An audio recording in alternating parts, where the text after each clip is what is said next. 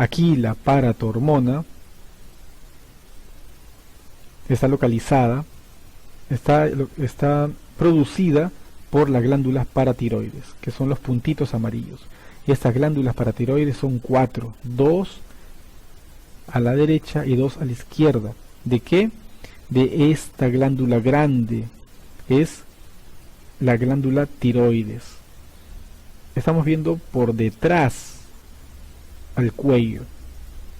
Tenemos acá la tráquea de color plomo, el esófago de color marrón, esta es la faringe. Y acá tenemos los nervios laringeos recurrentes.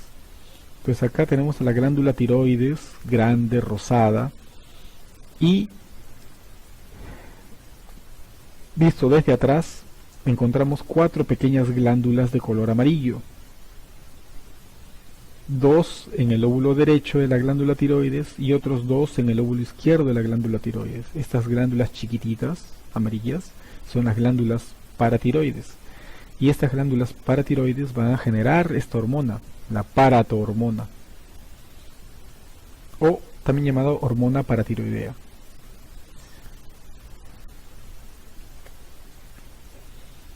Estas glándulas paratiroides, así tan pequeñas como las observamos, tienen 2 tipos de células, principales y oxífilas. Las principales son las más abundantes, son las que van a producir la hormona paratiroidea. Y están acá, señaladas con esta flecha azul, de color rojo intenso. En cambio, estas hormonas oxífilas son menos numerosas, puede estar ausente en niños, y básicamente no presenta gránulos de secreción. Acá observan ustedes estas de acá, señaladas con esta flecha de color verde.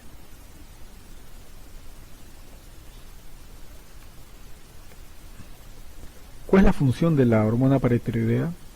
Primero, ¿se acuerdan qué célula lo produce? Primero, la glándula que lo produce es la glándula paratiroides, localizada, vamos a retroceder una más, por detrás de la glándula tiroides. Son glándulas pequeñas, y la célula, hay 2 tipos de células aquí en la paratiroides, unas son las principales y otras las oxífilas. Las principales producen la paratiroides. Esta hormona paratiroidea es la que va a generar la regulación extracelular de calcio. ¿Cómo así? En los órganos blancos va a actuar, hueso, riñón, intestino. Ante la hipocalcemia, esta hormona se libera. La hipocalcemia es la señal que desencadena la liberación de la hormona paratiroidea. Si hay poco calcio, se libera la hormona paratiroidea. Si hay mucho calcio, no. Solamente cuando el calcio disminuye en sangre.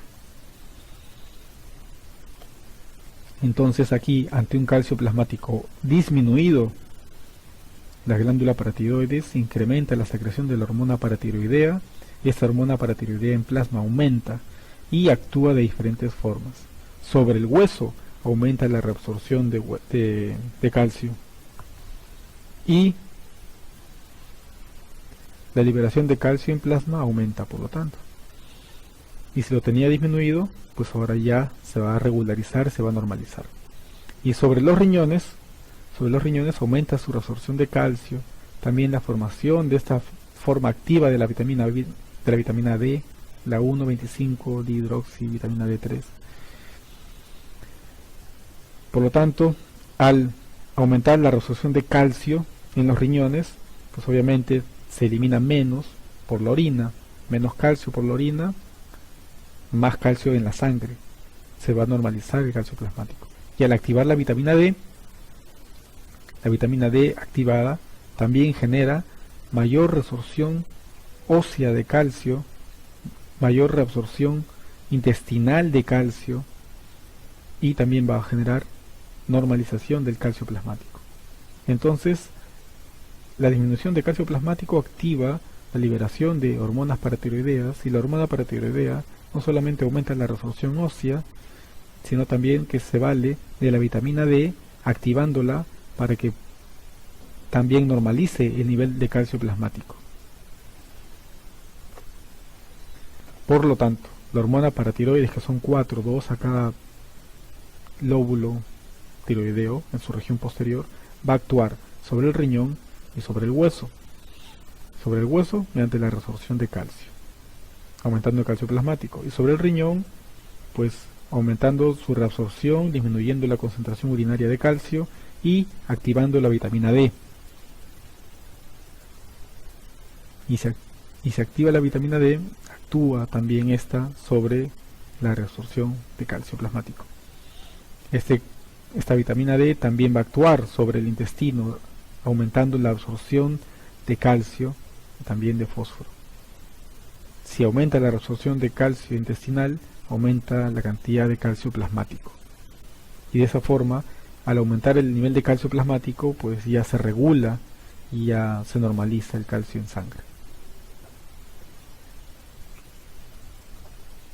Esta imagen representa lo mismo. Al tener en sangre, este es el vaso sanguíneo, al tener en sangre menos cantidad de calcio sérico, genera un estímulo a un sensor que puede ser, por ejemplo, a nivel de la glándula paratiroides, un sensor de calcio. Y este sensor de calcio, o también un sensor a nivel renal, y este sensor de calcio en la glándula paratiroides va a activar a las células paratiroideas principales a que liberen la paratormona. Mediante un mecanismo endocrino, viaja por la sangre, llega al hueso, por ejemplo. O mediante un mecanismo autocrino o paracrino, se estimula a sí misma para generar mayor liberación de hormona paratiroidea. Va a actuar sobre un receptor en el hueso y mediante la resorción ósea genera mayor cantidad de calcio en sangre y normalizarla. O activa la vitamina D en el riñón y este va a reabsorber también calcio a nivel renal para eliminar menos calcio en orina y así aumentar el nivel de concentración de calcio en sangre. O la vitamina D activada actúa sobre el intestino reabsorbiendo calcio hacia la sangre. Esas son las formas como la paratormona puede actuar. Por lo tanto, la disminución de calcio plasmático ya quedó de que aumenta la paratormona, pero tiene mecanismos rápidos y lentos de acción. Los rápidos, básicamente acción renal y acción ósea, y los lentos, obviamente, la resorción osteoclástica y la activación de la vitamina D para una absorción intestinal. Todo eso va a generar restitución de calcio plasmático, pero se divide en efectos rápidos y efectos lentos. Esta resorción ósea, esa activación en el hueso, se va a generar aquí.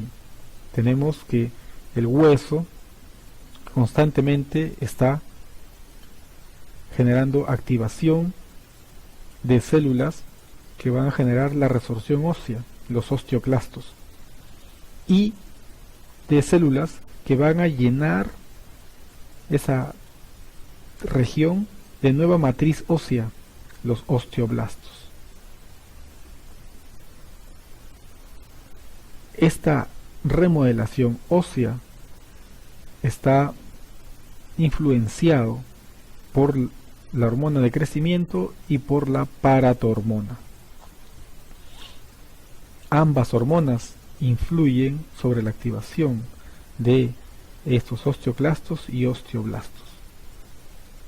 Por ejemplo, aquí en esta imagen histológica vemos a una célula grande multinucleada en el borde de esta matriz ósea, y esta célula multinucleada, esta que está acá, es un osteoclasto y va a generar la resorción ósea.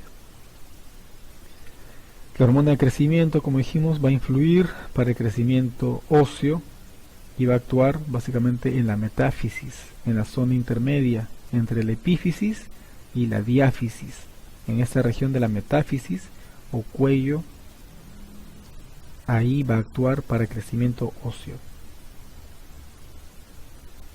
En la osteogénesis.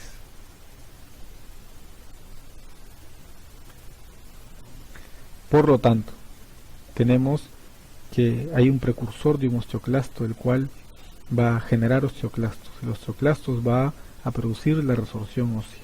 Este osteoclasto activo va a actuar erodando el hueso, y posteriormente hay precursores de osteoblastos que van a generar osteoblastos, van a llenar la matriz ósea con material osteoide, una línea de cemento, y después hay una unidad remodeladora de hueso, y así se va a formar la mineralización ósea, que en promedio la resorción ósea tiene una duración de 3 semanas y la mineralización tiene en promedio una duración de 3 meses. Entonces estas fases tienen una fase de inicio de resorción ósea de aproximadamente 3 semanas por activación de los osteoclastos, una fase reversiva y una fase en donde los osteoblastos llenan con matriz ósea y material osteoide todo hasta una remoción y remodelación completa del hueso que dura aproximadamente 3 meses, y una etapa de reposo de 2 semanas antes de volver a empezar este ciclo nuevamente. Entonces tienes acá 3 semanas, 3 meses y 2 semanas.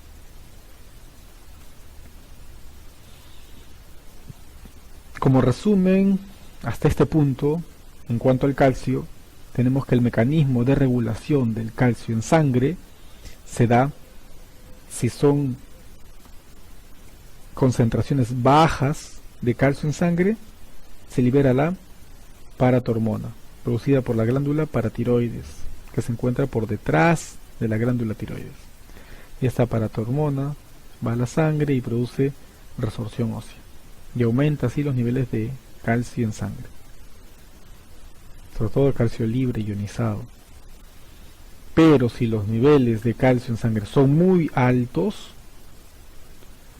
entonces esta glándula tiroides va a producir calcitonina, y la calcitonina va a inhibir la liberación de calcio por el hueso, va a dejar el calcio dentro del hueso, y ya de esa forma ya no va a aumentar la concentración de calcio en sangre, sino lo va a normalizar. Por lo tanto, la calcitonina es una hormona secretada por la glándula tiroides que reduce la concentración de calcio plasmático, una función opuesta a la paratormona, obviamente. El incremento de calcio va a estimular esta secreción de calcitonina y básicamente